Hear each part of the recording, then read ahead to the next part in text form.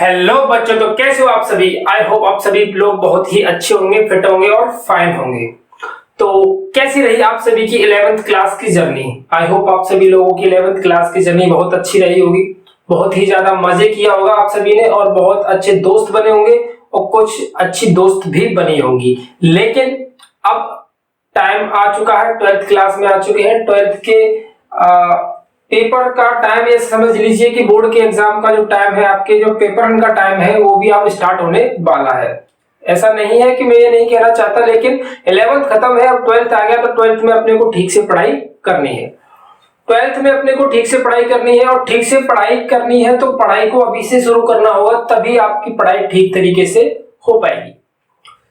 तो स्टार्ट कर रहे हैं आज एक नए सेशन की और एक नई सीरीज की स्टार्टिंग हो रही है। यानी आपकी 12th क्लास की जो पार्ट 2 की मैथमेटिक्स है उसका पहला पहला लेक्चर है और शुरू बिल्कुल ही शुरू टॉपिक से हो रहा है। आपके कौन सा टॉपिक है? इंटीग्रेशन यानी इंटीग्रल्स, समाकलन। समाकलन स्टार्ट हो रहे हैं जो कि बच्चों को बहुत ही ज्यादा परेशान करते हैं। बच्चे खोपड़ी को अपनी को इस तरीके से पकड़ लेते हैं और कहते हैं समाकलन समझ में नहीं आ रहे सर, समाकलन कैसे सॉल्व किया जाए, इस क्या टेक्निक हो सकती है समाकलन को सॉल्व करने की। तो आज हम बहुत अच्छी तरीके से समझने वाले हैं और इस सीरीज के अंदर समाकलन को इतने अच्छे से पढ़ने वाले हैं कि अगर आपने पूरा सीरीज ठीक तरीके से देख लिया, पूरे क्वेश्चन सॉल्व कर लिए, तो आपको कोई भी दिक्कत नहीं होगी समाकलन के अंदर।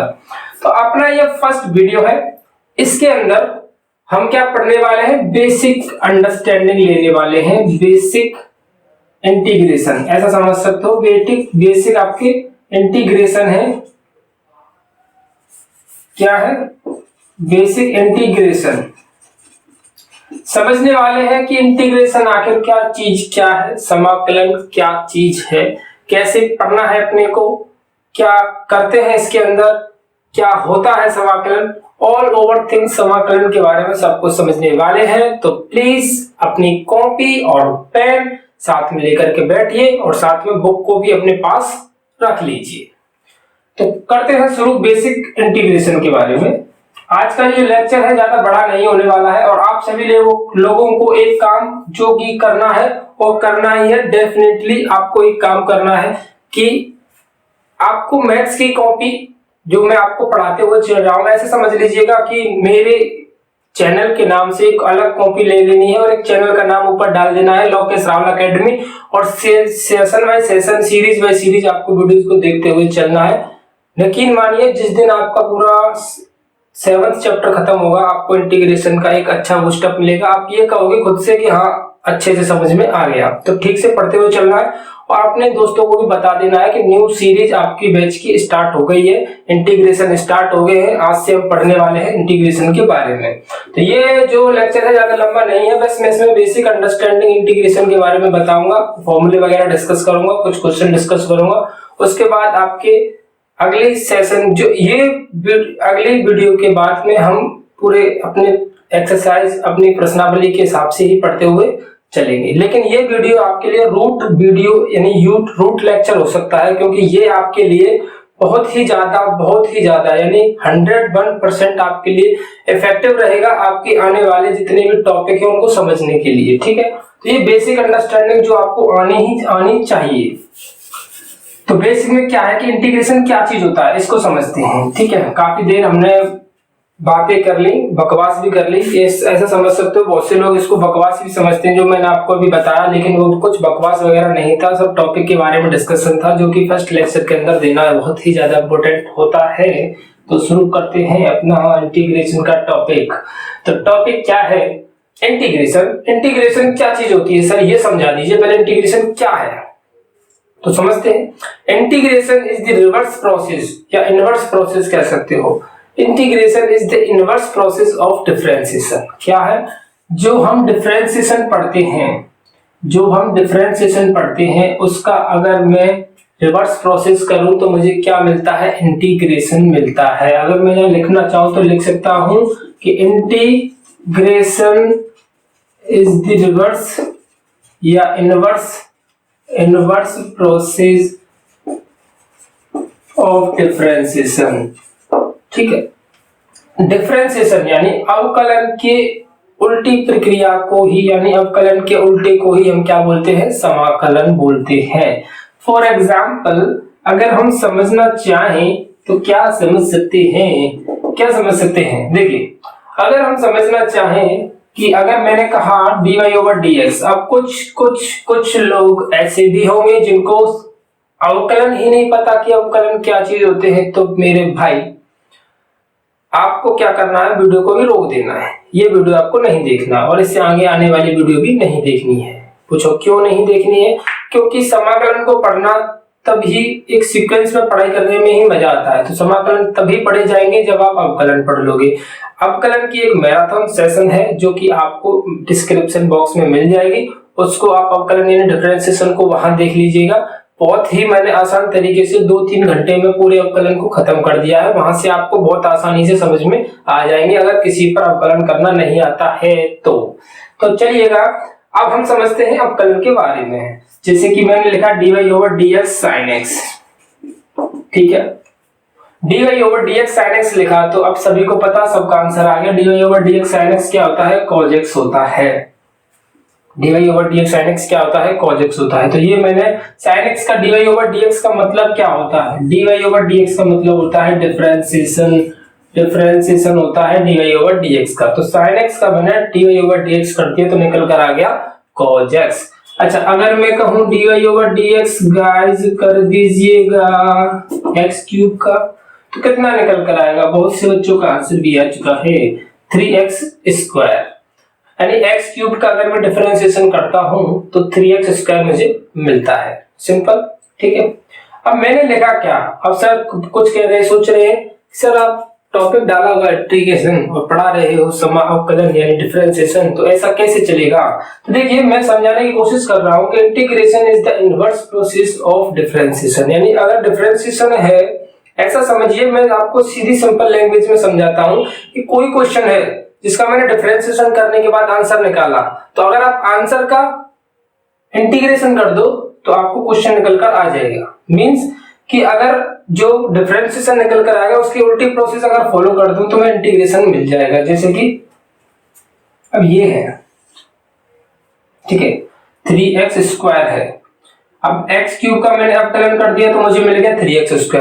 अगर मैं 3x² का समाकलन कर दूं तो डेफिनेटली मुझे क्या मिलना चाहिए, x³ मिलना चाहिए और ऐसा ही मिलेगा। अगर इसका मैं समाकलन कर देता हूं तो मुझे ये सब मिलने लगेगा, यानी ये मिलेगा मुझको 3x² का समाकलन करूंगा तो x³ मिलेगा। अच्छा समाकलन का साइन कैसा होता है, सब चीज का डिस्कशन कर लिया, लेकिन समाकलन के साइन के बारे में डिस्कस अभी हमने नहीं किया। देखिए समाकलन का साइन कुछ इस तरीके से होता है, सांप तो नहीं है शायद, ये कुछ और ही चीज है, हाँ इस तरीके का होता है, कुछ खूंटी के से टाइप का सा, इस तरीके सा ये होता है समाकलन का चिन्ह। अब इसके अंदर मैंने लिखा f(x) * dx, इसका मतलब f(x) क्या है, एक फंक्शन है जिसका मुझको क्या करना है, समाकलन करना है।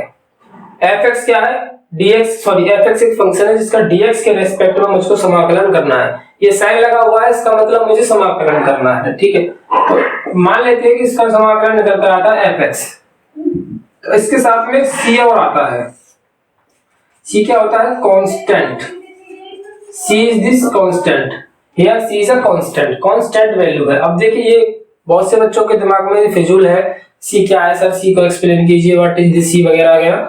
तो अभी थोड़ा सा वेट करते हैं, रुको जरा, इसको अपन समझेंगे, पीछे समझेंगे, बहुत ही डिटेल्ड में समझेंगे, टेंशन लेने की जरूरत नहीं और इसी लेक्चर के अंदर ही क्लियर कर दूंगा मैं। लेकिन अभी फिलहाल ऐसा समझते हैं कि हमारे पास एक फंक्शन है, उसका अगर हमको समाकलन करना है, इस तरीके से क्वेश्चन होगा तो इसका हमको समाकलन करना है, तो इसे करके सॉल्व करेंगे, ठीक है। तो अपने को याद रखना है कि व्हाट इज द इंटीग्रेशन, तो हम बोलेंगे integration is the inverse procedure of differentiation. अगर डिफरेंशिएशन का जो निकल कर आया है उसका अगर मैं इंटीग्रेशन करता हूं तो इनवर्स निकलकर दोबारा निकल करके आ जाएगा।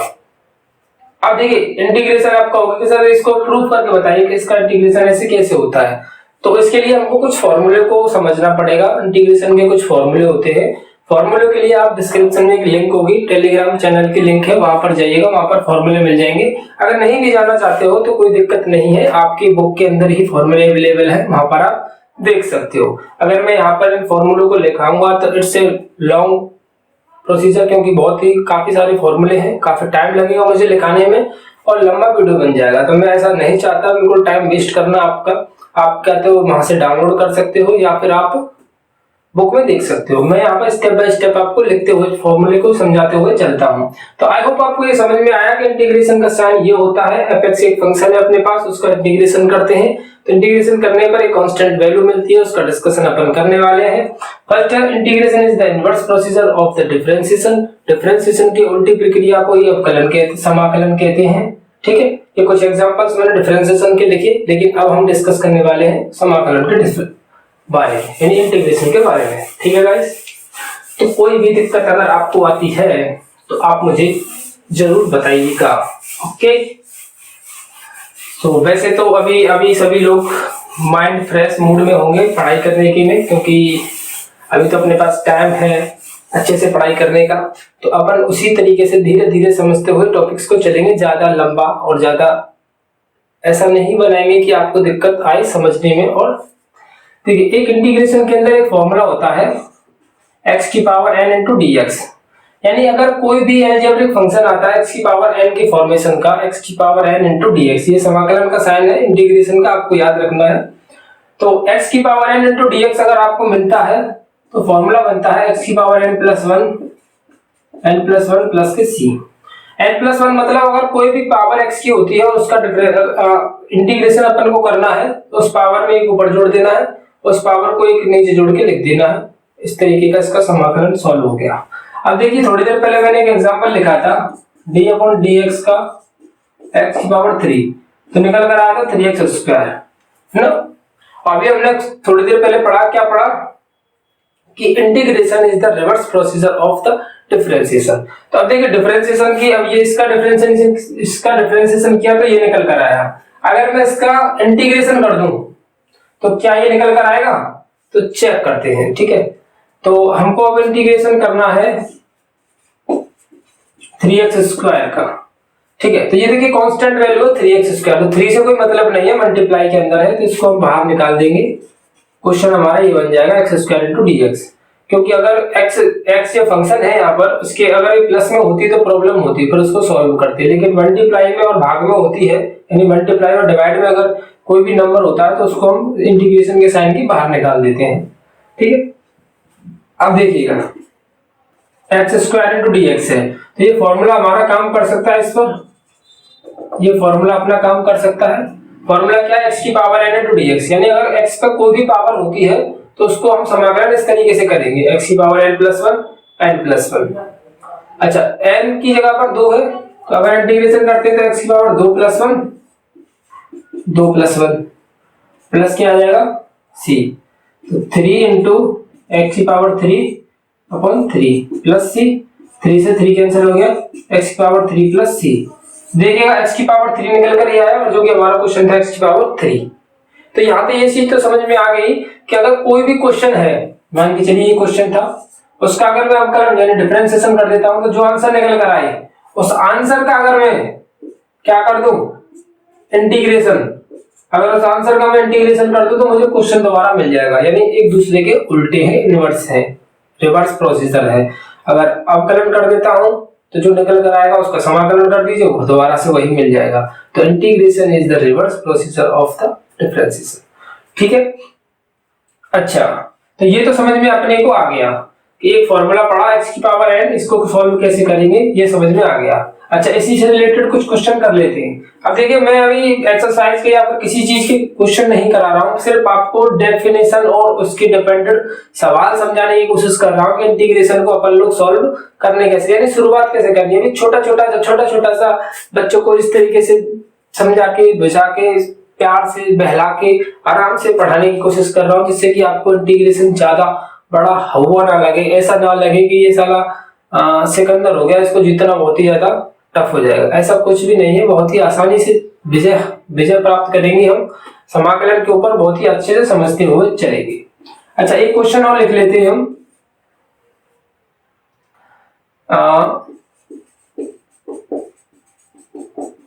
Very easy question. अब आप कहोगे सर कितना इजी क्वेश्चन लिख दिया है, फिलहाल तो अभी देखने में टफ लग रहा होगा क्योंकि इसने नहीं देखा उसको। अब देखो अपने को पता है प्लस का साइन अगर इंटीग्रेशन के अंदर इस तरीके से आता है तो अपने को अलग अलग कर लेना है। क्या कर लेना है? अलग अलग। इसको dx अलग कर दिया, इसको dx अलग कर दिया, ठीक है। कोई आपत्ति, कोई विपत्ति, कोई भी कुछ भी नहीं है, कोई परेशानी नहीं है। अच्छा अब क्या करना है? अब आपको क्या करना है, हमने को पता है कि अगर मल्टीप्लाई में कोई भी नंबर आता है तो उसको हम इंटीग्रेशन के साइन के बाहर निकाल देंगे, ठीक है। निकाल देते हैं। 4 इधर आया, ठीक है। इतना भी कर लिया अपने ने। अब तो देखिए सर यही फॉर्मूला अप्लाई कर दे, कोई दिक्कत तो नहीं है? चलिए कोई दिक्कत नहीं है। एक्स स्क्वायर है, देखिएगा एक्स की पावर n है, n प्लस है तो एक्स स्क्वायर है तो एक्स की पावर 3, 2 और 1 3 हो जाएगा 3। अच्छा ये x है, x का क्या होगा सर? आप कंफ्यूज हो गए सर x का क्या होगा, तो इसके ऊपर 1 मान लेते हैं तो कोई दिक्कत आ जाएगी? नहीं आ जाएगी। तो x 2/2 हो जाएगा जी, क्योंकि 1 और 1 कितना हो जाएगा? 2। अच्छा एक c और आ गई, तो c आ गई। चलिए 3 से 3 कैंसिल हो जाएगा, 4 से 2 कैंसिल हो जाएगा, तो आंसर निकल कर आ गया x³ 2x² + c। आंसर तो आसानी से कर लोगे, कोई दिक्कत नहीं है। ऐसा क्वेश्चन आता है तो आप आसानी से सॉल्व कर लोगे। Please guys please students please take the screenshot and then move on question number next question. यानी क्वेश्चन अगले टॉपिक पर थोड़ा सा एक और अच्छा सा टॉपिक डिस्कस करने वाले हैं, इसको प्लीज नोट कीजिए। कोई भी दिक्कत किसी भी तरीके की आती है मुझे इंटीग्रेशन के बेसिक अंडरस्टैंडिंग में, तो आप मुझे कमेंट बॉक्स में कमेंट करके बता सकते हो। आपके कमेंट को जवाब देने के लिए बंदा हाजिर रहेगा, कोई भी दिक्कत नहीं आने दूंगा, चिंता मत कीजिए। 12th क्लास इतनी अच्छे से होगी जितने अच्छे से 10th वालों की 10th क्लास कंप्लीट कराई है मैंने। आप जाकर देखिएगा 10th वालों की सभी सेशंस इस तरीके से लिए हैं कि उनका कोई जवाब ही नहीं, मतलब इतनी बेहतरीन तरीके से मैंने उनको कॉन्सेप्ट को समझाया है। तो बेहतर है कि आप इनको अच्छे से समझते हुए चलेंगे तो कोई दिक्कत नहीं आने दूंगा मैं आपको। चलिए एक चीज आपको याद रखनी है, integration of a into dx। a का मतलब है कोई भी constant value, here a is a constant, here a is a constant, ठीक है, कांस्टेंट वैल्यू। तो अब अगर कांस्टेंट का आप समाकलन यानी इंटीग्रेशन करते हो तो कितना आएगा, तो आपको क्या कर लेना है, इस तरीके से लिख देना है। ऐसा समझ लीजिए कि डायरेक्ट अगर मैं इसका आंसर लिखूं तो आपको लिख देना ax प्लस के c, कांस्टेंट का ax प्लस के c, ठीक है। जैसे कि क्वेश्चन था 5 into dx का समाकलन क्या होगा, 5 into dx। अब आप कहोगे सर आपने बताया कि क्वेश्चन के अंदर x होना चाहिए था, लेकिन इसमें तो x है ही नहीं, इसमें तो 5 लिखा हुआ है, कैसे समाकलन कर दे। तो मैंने आपको कहा कि कांस्टेंट भी तो होता है कुछ भी चीज, तो कांस्टेंट का है a है तो इसका समाकलन कर दीजिए तो 5x प्लस के c हो जाएगा, आंसर आ जाएगा, खत्म। कोई दिक्कत, कोई भी दिक्कत नहीं है, ठीक है। अच्छा क्वेश्चन ऐसा आ जाएगा तो क्या करोगे,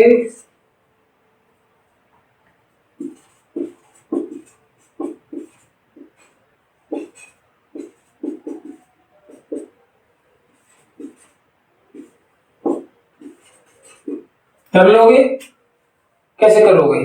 सिंपल, पहले तो प्लस प्लस को अलग कर दीजिएगा, ये भी मैंने अलग कर दिया, ये भी मैंने अलग कर दिया, ये भी मैंने अलग कर दिया, ठीक है। 3/2 3/5 4, ठीक है, 4x कर दिया। अब देखिए ये जो फॉर्मूला है अपना अपना पढ़ा हुआ लगता है, कौन सा, x की पावर n का। x की पावर n क्या होता है, x की पावर n + 1/n + 1। तो इसमें ऐड करते हैं 3/2 + 1 3/2 + 1, इसको 4 को बाहर निकाल देंगे, फिर इसको सॉल्व करेंगे 3/5 + 1 3/5 + 1, ये 1 है, x की पावर 1 + 1 1 + 1 प्लस का c। तो ये सॉल्व करोगे आप तो 3 और 2 5/2 5/2, ये हो जाएगा 8/5 8/5, ये कितना हो जाएगा 2/c, 2 ऊपर चला जाएगा 5 नीचे आ जाएगा, इसको मैं इधर लिख दूं, सॉल्व कर दो 2/5 x की पावर 5/2 ये कितना हो जाएगा, 5 ऊपर चले जाएगा, 8 नीचे रह जाएगा, तो 8 5 चौके 20/8 x की पावर 8/5 और ये हो जाएगा 2 दूनी 4, तो 2x की पावर 2 प्लस के c। ठीक है, तो ऐसा भी क्वेश्चन आ सकता है। कुल मिला के आपको इस तरीके के क्वेश्चन में करना क्या है, प्लस वाले को प्लस प्लस तरीके से अलग कर देना है, फिर पावर वाले फॉर्मूले से सॉल्व कर देना है। ठीक है, और भी बहुत सारे फॉर्मूले हैं, जैसे sin x का इंटीग्रेशन क्या होता है, cos x का इंटीग्रेशन क्या होता है, tan x का क्या होता है, और अदर थिंग्स, जितने भी एग्जांपल्स अपने क्वेश्चंस हैं उनको भी आप आसानी से समझ सकते हो। तो सिंपल आपको कुछ नहीं करना है, आपकी बोर्ड की आपकी जो बुक है उसको ले लेना है, उसमें क्वेश्चंस को उसमें आपको एग्जाम फॉर्मूले जितने भी हैं उन सभी को नोट कर लेना और याद करना है। और फॉर्मूले याद करने की कोई टैक्टिक्स वगैरह या ट्रिक वगैरह कुछ भी नहीं होती है, जैसे जैसे आप क्वेश्चंस लगाते चलोगे आपको फॉर्मूले याद होते हुए चलेंगे। तो आप इस क्वेश्चन को, बहुत अच्छा क्वेश्चन है, स्क्रीनशॉट लीजिए, फिर बढ़ते हैं अगली चीज की तरफ और समझते हैं ये साला सी क्या चीज है, इसके अंदर इंटीग्रेशन के अंदर सी आखिरकार है क्या। चलिए अब देखिए, समाकलन को साइन समझ लिया, समाकलन सॉल्व कैसे करते हैं थोड़ी बहुत यही समझ लिया। अभी हम टॉपिक पे डिस्कस नहीं किया है अपने ने, ना ही कोई एक्सरसाइज, ना ही कोई टॉपिक अभी डिस्कस किया, सिर्फ समाकलन और समाकलन को करने का तरीका और एक दो फॉर्मूला मैंने डिस्कस किया है। फॉर्मूले आपको डेफिनेटली लिख लेने हैं बुक के अंदर के, 1000 बार तक कई बार कह चुका हूं जब से मैं, 1000% आपको लिख लेने और याद कर लेने। नहीं लिख पाते हो तो आप पीडीएफ डाउनलोड कर लीजिएगा, डिस्क्रिप्शन में लिंक है टेलीग्राम ग्रुप की, वहां से आपको मिल जाएगी। अब समझते हैं what is the C in the integration. Integration के अंदर सी क्या होता है, सी के बारे में बताइए सर, जब से खोपड़ी खराब कर रहा है। सी, व्हाट इज द सी, सी मतलब कांस्टेंट। ठीक है, सी का मतलब होता है कांस्टेंट। ठीक है, अब चलिए, अब मैं कुछ क्वेश्चंस लिख देता हूं और आपको उनको समझना है बहुत आसान तरीके से। देखिए, मैंने एक क्वेश्चन लिखा, क्या लिखा, चलिए dy/dx लिख देता हूं मैं इधर, और मैंने लिखा x³ प्लस के 5। ठीक है, x³ प्लस के 5 लिखा, आंसर कितना आ जाएगा 3x², क्योंकि 5 का अवकलन करोगे तो 0 आएगा। मैंने लिखा dy/dx x³ प्लस के 4, आंसर 3x²। मैंने लिखा dy/dx x³ प्लस के 10, आंसर 3x², क्योंकि 10 का भी अवकलन 0 आएगा, 4 का भी अवकलन 0 आएगा, 5 का भी अवकलन 0 आएगा। तो यानी मैंने यहाँ पर 3 अलग अलग वैल्यूज लिखी, एक बार x³ प्लस 5, एक बार x³ प्लस 4, एक बार x³ प्लस 10, अवकलन निकल कर आया 3x², 3x², 3x²। ठीक है, अच्छा मैं 3x² का समाकलन कर दूं। ठीक है, मैं क्या कर दूं, 3x² का समाकलन कर देता हूं, तो 3, अब देखिए इस वाले 3x² का कर लूं, चाहे इस वाले 3x² का कर लूं, चाहे इस वाले 3x² का, कोई का भी कर लूं, क्या क्वेश्चन क्या लौट कर आना चाहिए मुझे, ये वाली वैल्यू लौट कर आनी चाहिए, क्योंकि क्वेश्चन अपना जो थ्योरी है वो यही कहती है कि integration is the reverse process of differentiation. अगर मैं इसका इंटीग्रेशन करूं तो मुझे ये निकल कर आना चाहिए, तो ट्राई करते हैं ऐसा निकल कर आता है क्या,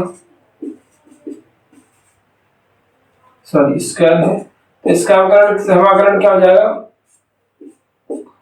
देखिए तो इसका क्या निकल कर आ गया, 3x² का जब अपने ने समाकलन किया तो अपना निकल कर आया x³, यानी आपको ये x³ तो मिल गई, लेकिन ये कांस्टेंट वैल्यू नहीं मिली 5। अगर इसका करूंगा तो x³ मिल जाएगी, लेकिन नहीं मिलेगी 4, नहीं मिलेगी 10, तो अपन क्या लगा देते, इस कांस्टेंट की जगह पर c लगा देते, क्योंकि यहाँ पर c क्या है, एक आर्बिट्ररी कांस्टेंट है। c क्या है, एक एन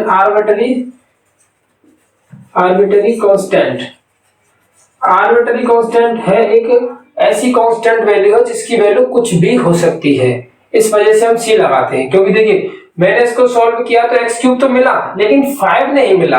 अब कैसे पता चलेगा कि यहाँ पर 5 ही होना चाहिए था इसका कांस्टेंट वैल्यू, पता ही नहीं, हो सकता है 4 और भी हो सकता था, हो सकता है 10 भी हो सकता था, हो सकता है 50 भी हो सकता था, 10 भी हो सकता था, 1 भी हो सकता था, 2 भी, यानी इस कांस्टेंट की जगह पर आप कुछ भी बढ़ाते हुए चलिए। मैं कह रहा हूं यहाँ पर 11 लिख दीजिए, 12 लिख दीजिए, 13 लिख दीजिए, और यहाँ चल दीजिए x³।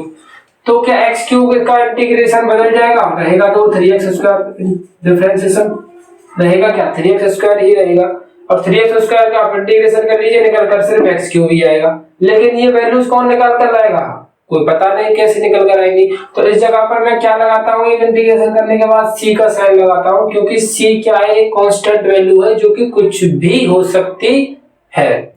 इस वजह से यहाँ पर c की वैल्यू c लगाई जाती है इंटीग्रेशन करने के बाद, क्योंकि इंटीग्रेशन में हम कांस्टेंट वैल्यू को फाइंड आउट नहीं कर पाते, लेकिन जो डिफरेंशिएशन होता है उसमें कांस्टेंट वैल्यू दी हुई होती है और उसका डिफरेंशिएशन करने के बाद वो नहीं मिल पाती। लेकिन अगर हम इंटीग्रेशन करते हैं तो कांस्टेंट कुछ ना कुछ होता जरूर है, और जो होता है उसको हम मान लेते हैं c, क्योंकि अपने को नहीं पता वो c वैल्यू क्या है। इस वजह से हम इसकी जगह पर c लगा देते हैं। अब x क्यूब प्लस के जो c निकल कर आए, इसका मतलब इनमें से कोई भी हो सकता है, वो 11 भी हो सकता है, 12 भी, 13 भी, 10 भी, 4, 5 कुछ भी हो सकता है। ये होता है आपका कांस्टेंट वैल्यू, यानी c का मतलब, यानी c क्या है, एक इंटीग्रेशन को सॉल्व करने के बाद जो कांस्टेंट वैल्यू निकल कर आता है वो है आपका c। आज हमने बेसिक अंडरस्टैंडिंग को समझ लिया कि क्वेश्चन को सॉल्व करते कैसे हैं, समाकलन चीज क्या होती है, समाकलन में c क्या मतलब रखता है अपना, समाकलन क्या चीजें होती है, वो सभी आज हमने समझा। बहुत ही बेसिक अंडरस्टैंडिंग। जो मैंने क्वेश्चन कराया उनको आपको सॉल्व करना है, और कुछ क्वेश्चन मैं यहाँ पर आपको लिख देता हूँ जिससे कि आपको वो होमवर्क के तौर पर आपको सॉल्व करने हैं, ठीक है।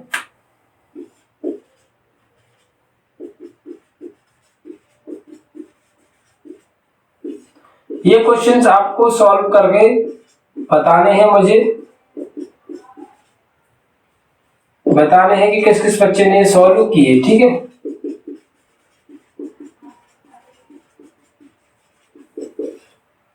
तीन क्वेश्चन है, इनको आपको सॉल्व करना है, ठीक है ना। ये बहुत ही बेसिक अंडरस्टैंडिंग एक ही फॉर्मूले पर डिपेंडेंट है। बच्चे कुछ फॉर्मूले आपको लिखने हैं और अगले वीडियो के अंदर हम मिलने वाले हैं, जो आपकी एक्सरसाइज है 7.1 पूरा कंप्लीट उसको सॉल्व करेंगे।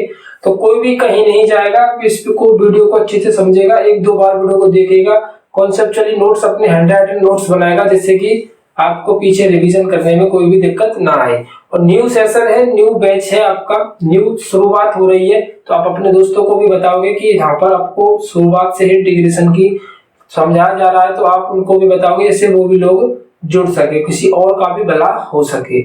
और जो चैनल पर नए हैं उनको पहले जो डिमांड थी वही डिमांड अब है, वीडियो को चैनल को सब्सक्राइब करना या ना करना ये सब आपके हाथ में है, लेकिन जो एफर्ट लग रहा है उसके लिए आप प्लीज वीडियो को लाइक तो कर ही दीजिएगा, उसकी कहने की भी जरूरत नहीं होनी चाहिए। और चैनल पर जो नए हैं वो चैनल को सब्सक्राइब भी कर लीजिएगा। मिलते हैं अगले वीडियो के अंदर, प्रश्नावली 7.1 क्लास 12।